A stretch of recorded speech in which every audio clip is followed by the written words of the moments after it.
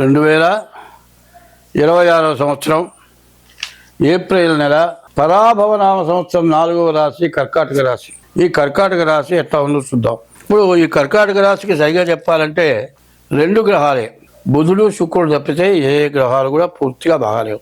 6 గ్రహాలు పూర్తిగా బాగాలేవు. అందులో చదువు బాగాలేదు. ఒక వ్యాపారం మాత్రం కాస్త బాగుంది. శుక్రుడు బాగున్నాడు, వివాహాది శుభకార్యాలు బాగుంటాయి. అది తప్పితే ఏ గ్రహాలు పూర్తిగా బాగాలేవు. కాబట్టి కర్కాటక రాశిని చెప్పడానికి ఎక్కడ అవకాశం లేదు. ఎందుకంటే మార్చి 30 వరకు కూడా అష్టమ శని కర్కాటక రాశికి. ఈ అష్టమ శని వల్ల 2025 మార్చి 30 దాకా చాలా గడ్డు సమస్య, చాలా బాధలతో ఉన్నారు. కానీ ఈ కర్కాటక రాశికి మా అష్టమంలో రాహువైనాడు, ద్వితీయంలో కేతువైనాడు. ఈ రాహుకేతుల మధ్య గ్రహాలు మొత్తం పడ్డాయి. దీనివల్ల చాలా నష్టాలు బాగా ఎక్కువగా కనబడుతున్నాయి. రాహుకేతుల మధ్యలో గ్రహాలు పడ్డాయి అంటే, రాహుకేతుల మధ్య గ్రహాల మధ్యలో ఈ కర్కాటక రాశి పడ్డదంటే ఏం చెప్పాలంటే, ఒక్కట అడక తెట్ట. కత్తెరకి ఒక్క చాలా గట్టిది. ఎంత గట్టి ఒక్కైనా సరే ఆ కత్తెర మధ్యలో పడ్డది ఖచ్చితంగా తెగిపోవాల్సిందే. మరి అడగత్తెరలో పడ్డ పోక చెక్క అంటారు పూర్వపు శాస్త్రం. అట్లాంటి పరిస్థితి ఈ కర్కాటక రాశికి. మరి కుజుడు, రవి, శని, గురువు, కేతువు ఈ గ్రహాలు పూర్తిగా బాగాలేవు. రాహువు కూడా బాగాలేడు. మరి 3, 4, 5, 6 గ్రహాలు పూర్తిగా బాగాలేవు. రాహుకేతువుల మధ్యలో పట్టవే పెద్ద బాధ. మరి ద్వాదశంలో గురువు ఉన్నాడు. విపరీతమైన దండ ఖర్చు, విపరీతమైన సమస్యలు, చెప్పడానికి వీలు కానటువంటి బాధలు, అనారోగ్య సమస్యలు ఖచ్చితంగా రావడానికి అవకాశం ఉంది. యాక్సిడెంట్లు కావడానికి కూడా కొంచెం ఇబ్బందులు కనబడుతున్నాయి. ఏ యాక్సిడెంట్ అయినా కూడా మరి మనిషి తిరుగుతూ ఉంటే మరి గంజి పోసుకొని అయినా బతకచ్చు. కనీసం మంచంలో ఉంటే రూపాయి ఎట్లా వస్తుంది? చాలా ఇబ్బందికరమైన టైము. కాబట్టి ఈ రాశి వాళ్ళు చాలా జాగ్రత్తగా ఉండటం, డేట్ ఆఫ్ బర్త్ ద్వారా జాతకం చూపించుకోవడం చాలా అవసరం. కానీ ఈ రాశి వాళ్ళకి ఏం చెప్పాలి అంటే, ప్రతిరోజు కూడా శివాలయానికి వెళ్ళి చండీ ప్రదక్షిణ అంటారు, చండీ ప్రదక్షిణాలు 11 చేయండి. ఇది కాకుండా మరి నవగ్రహాలకు కూడా ప్రదక్షిణ చేయండి. ప్రతిరోజు మీరు మారేడు దళాలతో ఈశ్వరుని పూజించండి. ఎందుకంటే కొన్ని వృక్షాలు ఇచ్చాడు, అవి దేవతా స్వరూపాలు. స్పర్శనం బిల్వ వృక్షస్య, కళ్ళతో చూడటమే బిల్వ వృక్షాన్ని. స్పర్శనం దర్శనం బిల్వ వృక్షస్య, చూడటమే విశేషం. స్పర్శనం పాపనాశనం, తాకితే పాపం పోతుందిట. అఘోర పాప సంహారం. అఘోరం అంటే చెప్పరానటువంటి పాపం అన్నమాట. నోటితో ఉచ్చరించడానికి కూడా ఆ పాపం మనకు చుట్టుకుంటుందేమో అంత భయం కలుగుతుంది. అఘోర పాప సంహారం. ఏక బిల్వం శివార్పణం. 3 ఆకులతో కలిసినటువంటి మారేడు దళాన్ని పూజ చేస్తే ఈశ్వరుడికి మహాపాపాలు పోతాయి. పైన ప్రతివాడు కూడా రాశి ఫలాలు కానీ సంవత్సరాల ఫలాలు కానీ తెలుసుకోవాలి. ఎట్లా తెలుసుకోవాలి అనేది ఒక విధానం ఒకటి ఉంటుంది. ఎట్లా విధానం అంటే, ఇంగ్లీష్ అక్షరానికి ఇంగ్లీష్ చదువుకునేవాడికి ఏబిసిడీలు, తెలుగు చదువుకునేవాళ్ళు ఓ నమః శివాయ, ఈ కాక ఇట్లా అక్షరాలు. అది ఎట్లాగో నీ రాశి ఎట్లా తెలుసుకోవాలి అంటే, దానికి విధానం ఏమిటనేది ముందు తెలుసుకోవాలి. ఈ విధానం అందరూ తెలుసుకోవట్లేదు. మా తాత పేరు పెట్టారయ్యా వెంకయ్య, నా రాశి చెప్పు అని అడుగుతున్నారు. మీ తాత పేరు పెట్టింది నీకు రాశి రాదు అనేది ముందుగా తెలుసుకోవాల్సిన అవసరం ఒకటి ఉంది. అది ఎట్లా అంటే, నీవు పుట్టిన తారీఖు రోజున నక్షత్రం ఉంటుంది. ఆ నక్షత్రాలను బట్టి రాసి వస్తుంది. 27 నక్షత్రాలండి. ఒక్కొక్క నక్షత్రానికి 4 పాదాలు. 27 × 4 108 వచ్చింది.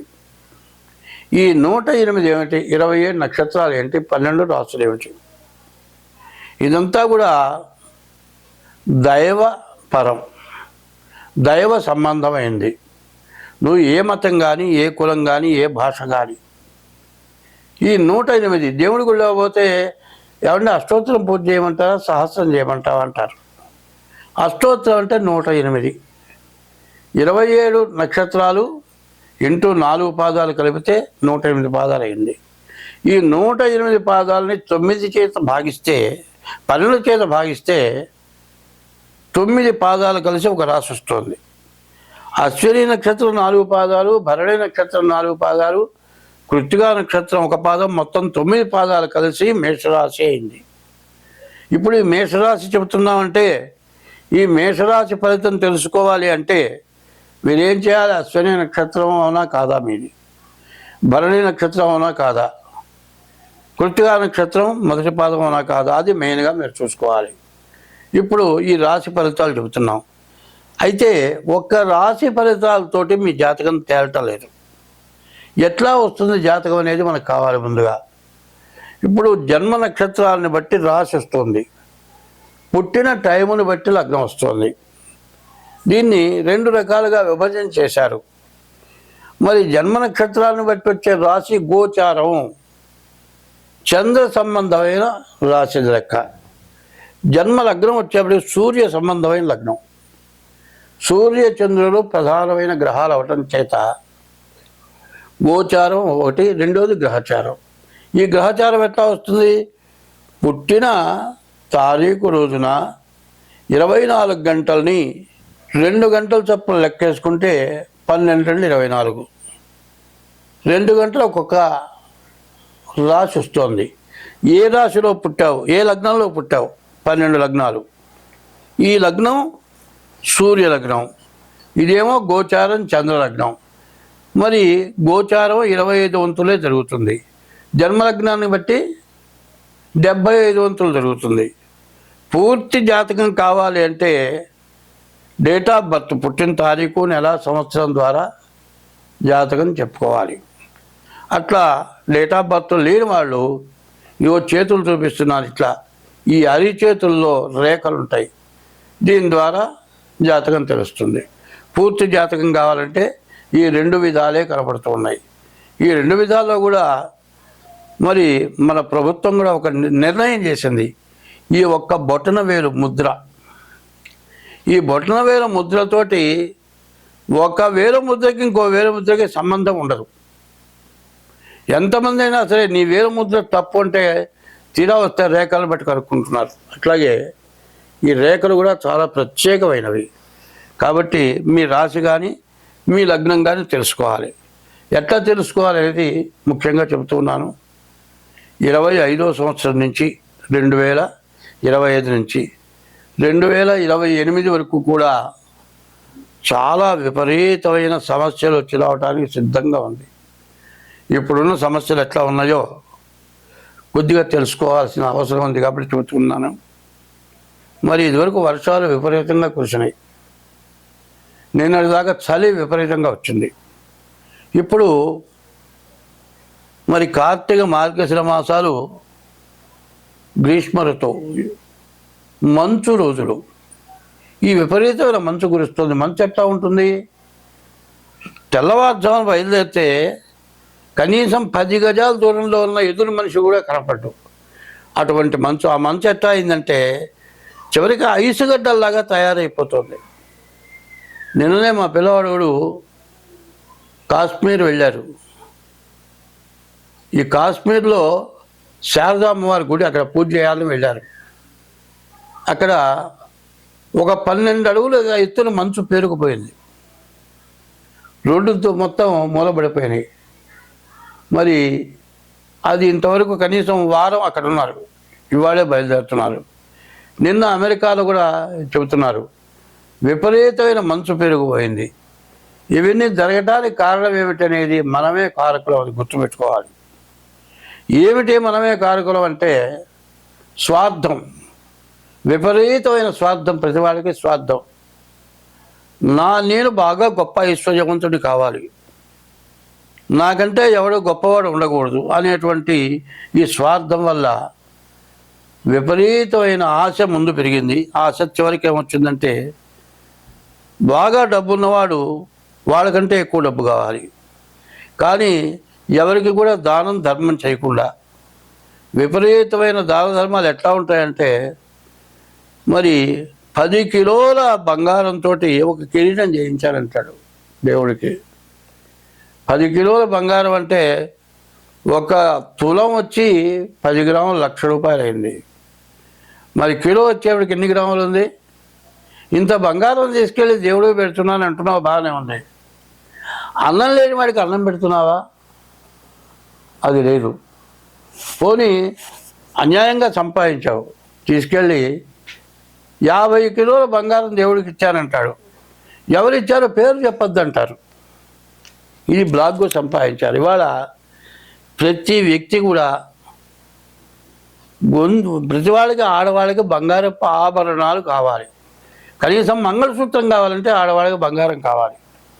ఒక మంగళసూత్రం చేయాలంటే 1 గ్రాము వచ్చేప్పటికల్లా కనీసం 12,000 చిల్లర 14,000 దాకా వస్తుంది. 2 మంగళసూత్రాలు 2 గ్రాముల మంగళసూత్రాలు చేయాలంటే 25,000 మంగళసూత్రాలకు అవుతుంది. కనీసం మంగళసూత్రం చేయించుకుంటానికి కూడా మధ్యతరగతి వాడు చేయించుకోలేని పరిస్థితి వచ్చింది. ఎందుకు వచ్చింది? ఇదివరకంటే డబ్బు ఉంటే బ్లాక్ డబ్బు పట్టుకుంటున్నారని బంగారం కొన్ని దాచిపెట్టుకుంటున్నారు. ఐశ్వర్యవంతులంతా కూడా బంగారం విపరీతంగా దాచిపెట్టుకున్నారు. అదే ప్రపంచ దేశాలు మొత్తం బంగారం దాచిపెట్టుకుంది. ఎందుకు బంగారం దాచిపెట్టుకుందంటే ఒక దేశానికి యుద్ధం వస్తుంది. యుద్ధం వస్తే యుద్ధ సామాగ్రి కావాలంటే డబ్బు కావాలి. డబ్బు కావాలంటే ఈ దేశం డబ్బు ఇంకో దేశానికి చెల్లదు, కాబట్టి బంగారం అయితే చెల్లుతుంది. అందువల్ల ప్రతివాడు బంగారం దాచిపెట్టుకున్నారు. బాగా ఆలోచించండి. ఇది ఈ బంగారం దాచిపెట్టుకోవటమే కాదు, బంగారం విపరీతమైన రేటు వచ్చేసింది. మరి తులం 2 లక్షలకు పోతుంది బంగారం. ఈ బంగారం ఒక్క గొలుసు వేసుకోవాలంటే కనీసం 3 తులాలు లేనిది బంగారం రాదు, గొలుసు రాదు. 3 తులాలంటే 3 తులాలు 3 లక్షలు. ఒక చిన్న గొలుసు 3 లక్షల రూపాయలు అవుతుంది. దొంగలు బాగా మధ్యతరగతి వాళ్ళ దగ్గర మాత్రం గొలుసులు దోచుకుపోయే వాళ్ళు తయారైనారు. ఇది ఈ స్వార్థం వల్ల గొంతులు కోసి దోచుకుపోయే పరిస్థితి వచ్చింది. ఈ స్వార్థం విపరీతమైన స్వార్థం. ఈ స్వార్థంతో ప్రపంచం నడుస్తుంది. కాబట్టి దీనివల్ల చాలా ఇబ్బందులు, స్వార్థాలు. అన్ని దేశాలు నేనే గెలవాలి, ప్రపంచ దేశాల్లో మొత్తానికి చక్రవర్తి నేనే కావాలి. ఇదివరకు రాజుల్లో జరిగింది. ఇప్పుడు ప్రపంచంలో ప్రతి దేశం కూడా ఇట్లాంటి స్వార్థపరమైనటువంటి స్వభావాలు ఎక్కువైనాయి. నువ్వు ఎట్లా సంపాదించావో అన్నది కాదు, ఎవరి దగ్గర ఎంత ఐశ్వర్యం ఉన్నది. ధర్మంగా సంపాదించావా, అధర్మంగా సంపాదించావా, ఈ సంపాదించింది నువ్వు ఏం చేసుకుంటావు, ఎంత సంపాదించినా తినేది ఏమిటి అనే విచక్షణ జ్ఞానం పోయి బ్రహ్మంగారు చెప్పినట్లుగా మనిషిని మరిచి పొడిచి చంపుకుండే యోగం దగ్గరికి వచ్చేసింది. ఇక బంగారం మానుకోవాలి జనం. మధ్యతరగతి వాళ్ళు బంగారపు వస్తువు మెళ్ళో వేసుకునే అవకాశం ఇక లేదు, వేసుకోకూడదు. వేసుకుంటే వాడు బతకడు, వాడు సాగు దగ్గరికి వచ్చింది. వాడు రూపాయల నోట్లు బదులు ఇవాళ ఏమొస్తున్నాయంటే చలామణి 1 గ్రాము దగ్గర నుంచి మరి 100 గ్రాముల వరకు అవే రూపాయి బిళ్ళల్లాగా మారే రోజుల దగ్గరికి వచ్చినాయి. కాబట్టి ఈ పరిస్థితుల నుంచి మనం బయటపడాలి అంటే ప్రతివాళ్ళ యొక్క జాతకం చూసుకోవటం ఒకటి. రెండోది, మనం సక్రమంగా బతకడానికి మార్గం ఏమిటి తెలుసుకోవాలి. ఈ మనిషి మార్గం ఎట్లా బతకాలి అంటే 4 కులాలు బ్రాహ్మణ, క్షత్రియ, వైశ్య, శూద్ర. ఈ 4 జాతకాలు 5 పంచమ జాతి. అందరూ ఏకమైతేనే బతకగలం. ఈ జాతికి ఆ జాతికి విచక్షణ జ్ఞానం ఉండకూడదు. ఇక అందరం మనం మనుషులందరూ మనిషి అనేవాడు ఎట్లా అంటే మనుగడ బతకడం ఎట్లా తెలుసుకున్నవాడే మనిషి. కాబట్టి మనుషులందరూ కూడా ఏకంగా ఉండాలి. ఇవాళ నేను చెప్పబోయేదాన్ని ఏమిటంటే ప్రతివాడు కూడా మీ జాతకం ఎట్లా ఉంది చూసుకోవాలి. ఈ జాతకం ఎట్లా వస్తుందంటే, నీవు పూర్వజన్మలో నీ తల్లిదండ్రులు చేసింది, పూర్వజన్మలో నువ్వు చేసింది, ఈ జన్మలో నువ్వు చేసింది, ఈ పాపం వల్లే నీకు జరుగుతుంది. ఈ పాపం విపరీతం అయిపోయింది కాబట్టి ప్రతివాడు కూడా జాతకం చూసుకోవటం, దానికి దోషాలు ఏమిటో తెలుసుకోవటం, దానికి ఏ పూజలు చేస్తే బాగుంటుంది, ఏ విధంగా అయితే మనం బతికి బయటపడతాం అనేది తెలుసుకోవాల్సిన అవసరం చాలా ఉన్నది. దీన్ని మాత్రం అందరూ గుర్తుపెట్టుకొని దీంతో ప్రవర్తన చేయటం. ఈ సంవత్సరం నుంచి 2028 వరకు సంవత్సరానికి సంవత్సరం, ప్రతి సంవత్సరం గడ్డు సమస్యలు పూర్తిగా రాబోతూ ఉన్నాయి. తినటానికి బియ్యపు గింజ కూడా దొరకని పరిస్థితి దగ్గరలోకి వచ్చింది. కాబట్టి బ్రహ్మంగారు రూపాయికి చిట్టి గింజలు దొరకవన్నాడు. చిట్టి అంటే పిల్లలు ఆడుకుండే చిట్టి ఇంత, కనీసం 4 కనీసం 10 చిట్లు అయితే ఒక మనిషికి సరిపోయే బియ్యం ఆహారం వస్తుంది. ఆ రోజులు రావాలా, మనం సక్రమంగా ఉండాలా. అంటే మనం సక్రమమైన మానవత్వం కలిగి ప్రవర్తిస్తూ మీ జాతకాలు చూసుకొని దాని విధానంగా ప్రవర్తించండి. అందరికీ బాగుంటుంది. స్వస్తి.